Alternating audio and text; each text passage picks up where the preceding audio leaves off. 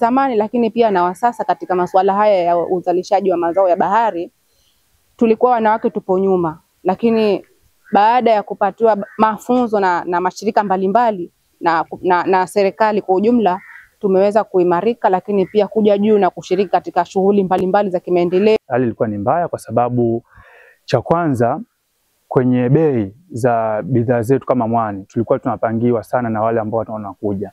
Kwa wao wanaposema bei ni shilingi 1000, hawaangalii sisi tumezalisha kwa kiasi gani mpaka kuipata hiyo kile 1000. Lakini kutokana na mafunzo tumeanza kupata uelewa kwamba sisi ndio tuna haki ya kutaja bei kutokana na namna tulivyozalisha. Kuendeleza wanawake na vijana, the youth, waweze kujimudu katika biashara ya uchumi wa buluu, na pia waweze kuwa na skills za kutumia kwenye hii biashara biashara yao.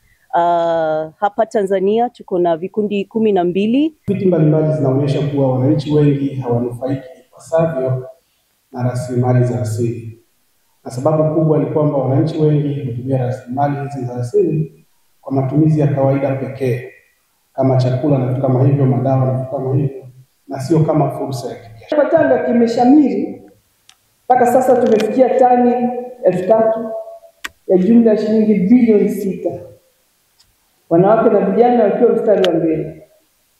Lakini bado tuna changamoto ya masoko ya uhakika, changamoto ya vifaa na mikataba ambayo wenzetu wanaoingia mkataba hawaheshimu mikataba ile, na hivyo basi wanategemea waje wanunue, lakini vifaa hawatoi. Kwa hivyo mkulima wa mwani analima katika hali dhaifu, lakini wakati wa kuuza pia anauza katika bei dhaifu.